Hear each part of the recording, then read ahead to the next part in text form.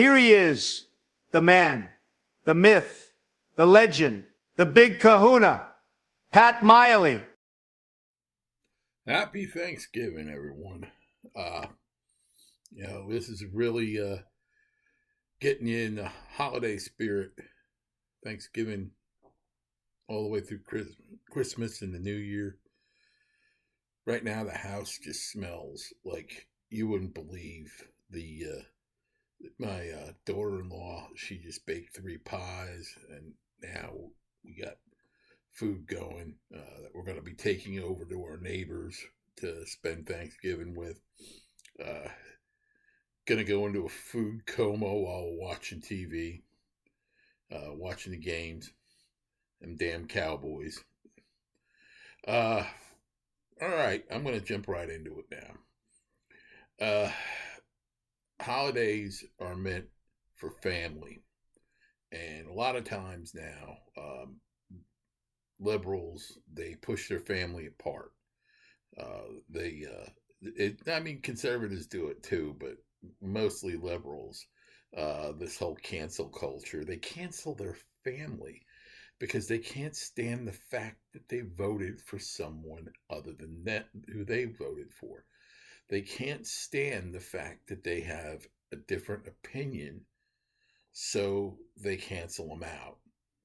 And just recently, Jimmy Kimmel's wife was talking about pretty much how she cut her whole family out because they voted for Trump. And the whole time she is saying this, Kimmel is sitting there with a smirk on his face. Like, I don't know, maybe he even put her up to it.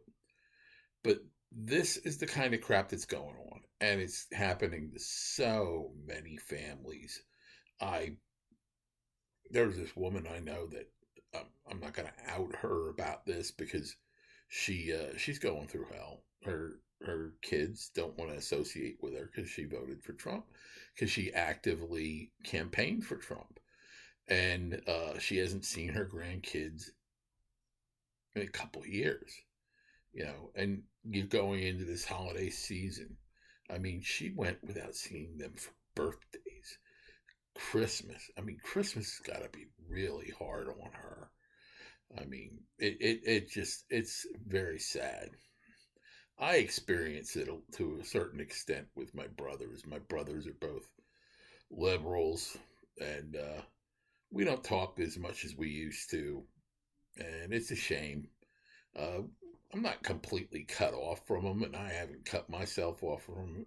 It's mostly because of distance. I mean, 900 miles apart.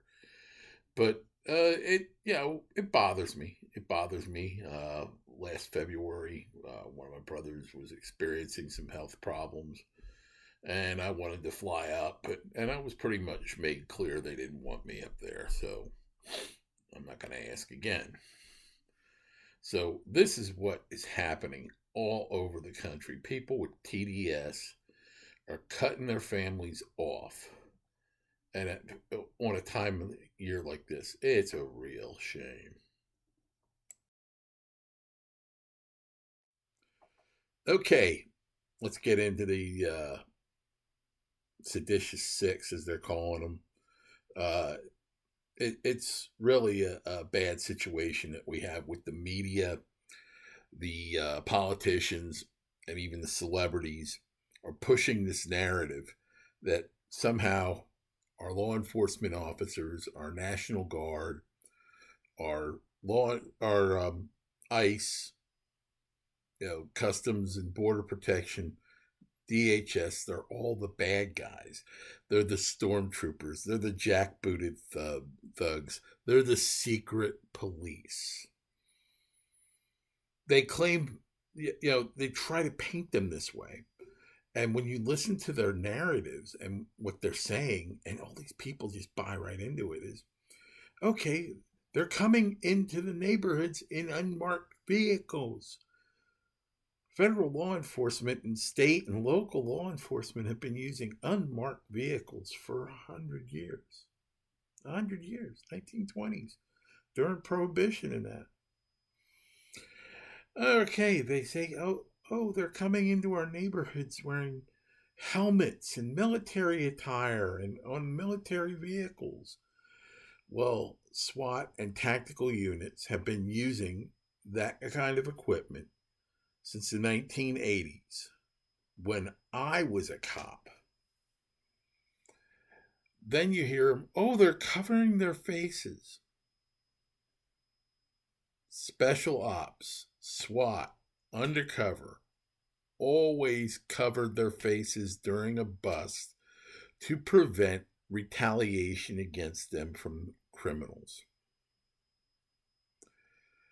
So they're trying to make the bad guys good and the good guys bad. It doesn't matter if the bad guys wear face coverings, where they're, it's just up is down, black is white, good is bad. That's just how the liberal mindset works now. And this is why I'm getting to the seditious six. The seditious six have fomented dissent within the ranks of the United States military. That's what sedition is.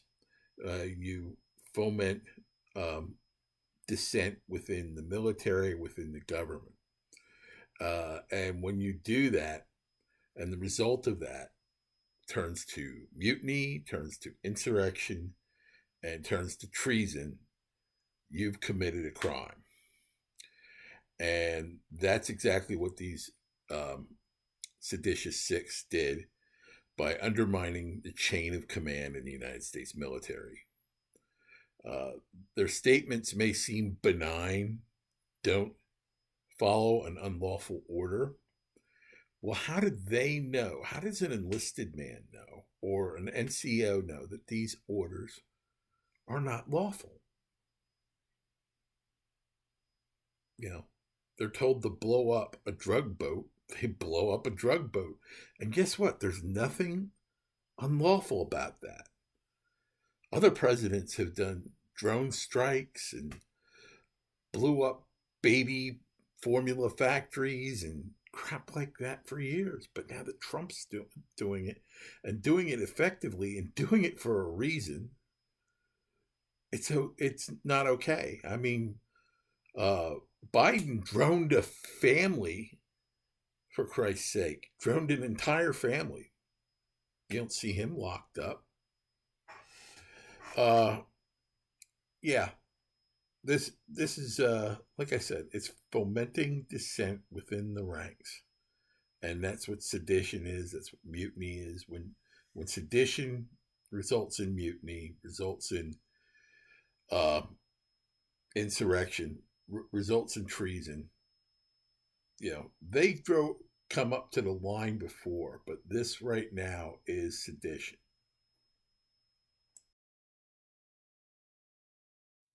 We all seen on the news this horrible thing that happened yesterday in Washington, D.C., that two National Guardsmen from a military police unit from West Virginia, who were deployed in the Capitol, were ambushed by a man from Afghanistan who came into our country legally under the welcome.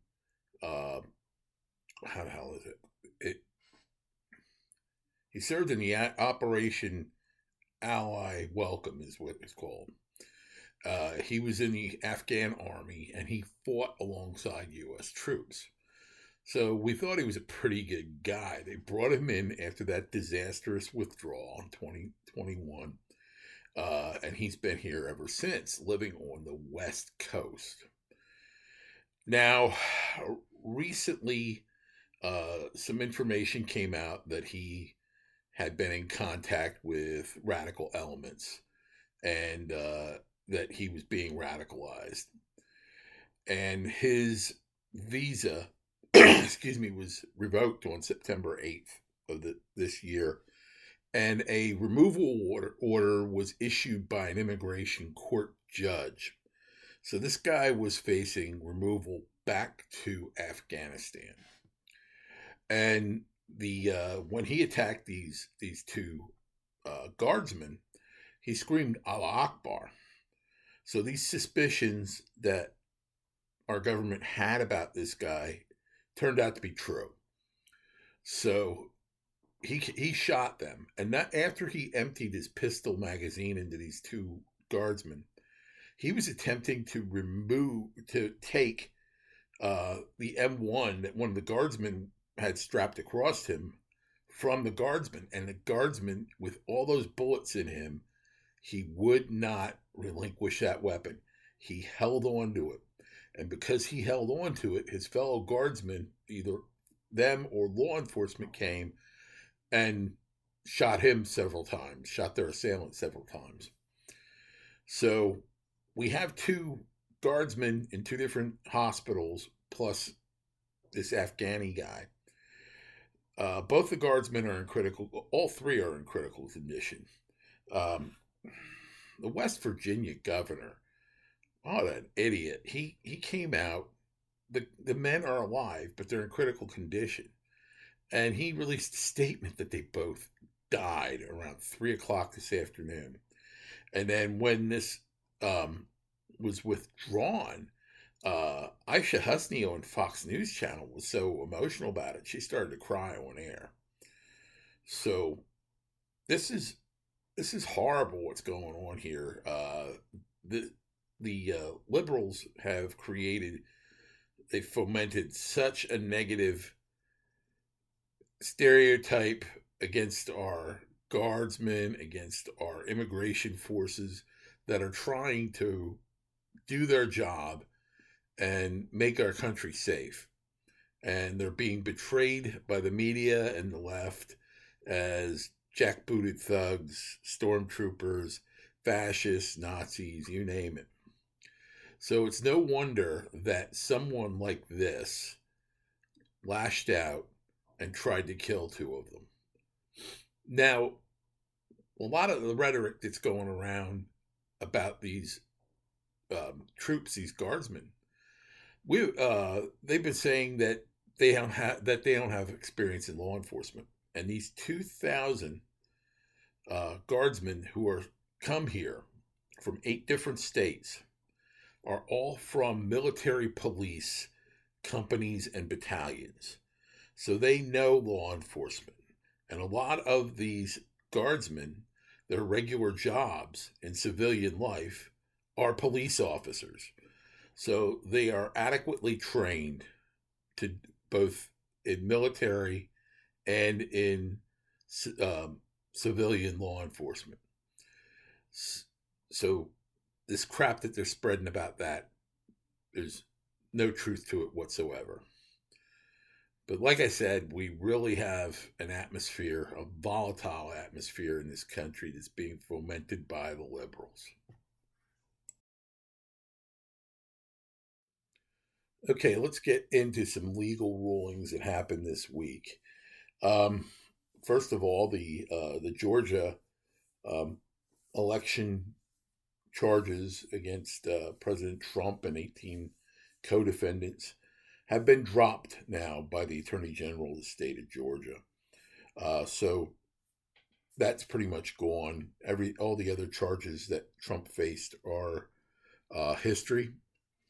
And now the only thing he faces, and it's going to go to the Supreme Court, is this civil case where a woman claimed that Trump raped her, although she couldn't say where or when she was raped, and no details whatsoever. And she was given this exorbitant judgment, and all that is going to go to the Supreme Court. It's actually been appealed that far. And if that gets overturned, then all the charges and all the accusations against Trump will be gone. So, what he's gone through to vindicate himself, and what he's gone through to fulfill the promises he made when he ran for president, and he has been foiled between the Democrats and elements of his own party have undermined him. So it's really a shame. It's really awful. Now let's get to another legal ruling that happened this week, and everybody's taking this the wrong way, and I'm going to explain why. The appellate court threw out the charges against James Comey and Letitia James on the charges that they had been, and a couple other people too. And this is because of a technicality in the process of how this U.S. attorney that was handling the case was appointed to the position. But I'm going to explain to you why this is a good thing. Everybody, you see everybody in social media saying this is horrible, this is horrible. It's, it was a liberal attorney and stuff like that. And it may have been a liberal attorney, but she followed the letter of the law, because when she dismissed these charges, she dismissed them without prejudice. And what that means is the Department of Justice can go back and they can rectify the problems, the legal deficiencies, and represent the case to another grand jury. And, if they had proceeded as they were with this improperly appointed U.S. attorney, what would have happened then is it would have created what's called reversible error. And when a reversible error happens in a criminal case, the case gets thrown out and it results in acquittal, or the conviction would be overturned. So this is very much a good thing that these charges were thrown out. And Comey and James Levy, they'll both be charged again and be back in court probably before March, I'd say. Okay, now we're getting to uh, flying the unfriendly skies here over the holidays. Um, Traveling can be stressful to some people under normal circumstances. I love to travel. I love going places, I love traveling. Uh, some people think I'm nuts about that. I mean, but I love traveling. Other people, it's very stressful. And you'll see outbursts on planes and in terminals and like that. Uh, that brings me to Congresswoman Nancy Mace. A few weeks back, she was in an altercation, a verbal altercation, where she um, was upset with the law enforcement at the Charleston International Airport, because apparently they were supposed to be there to escort her. And what ended up happening was she arrived late and the escort was no longer there. So she got out. She was calling them incompetent. She was using the F word on them, you name it.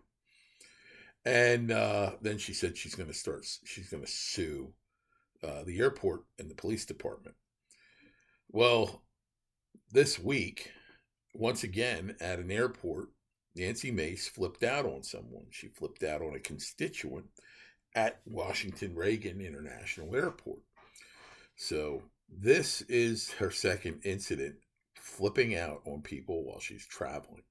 And this is why Secretary of Transportation Sean Duffy brought up these issues about people need to be kinder, need to be more patient, and the traveling experience will be better for everyone.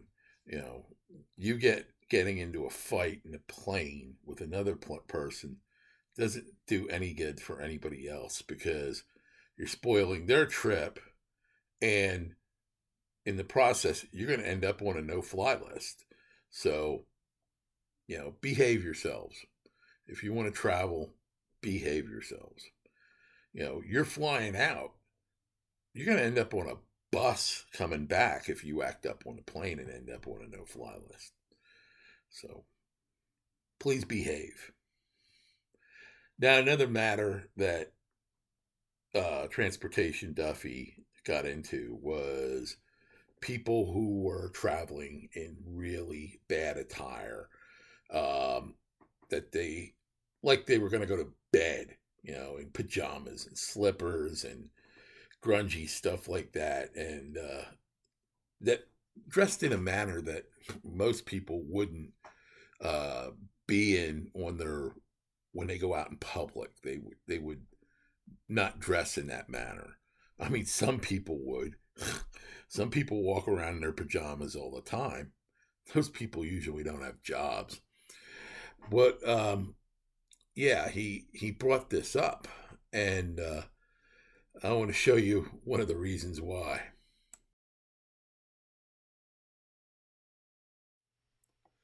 Yep, Nancy Mace again. You can't make this stuff up. She always manages to get her face on TV for something or another. Well, stay safe. God bless. Hang loose and have a happy Thanksgiving. If you like this content, please follow on Facebook or subscribe on YouTube. Don't forget to hit that notification bell.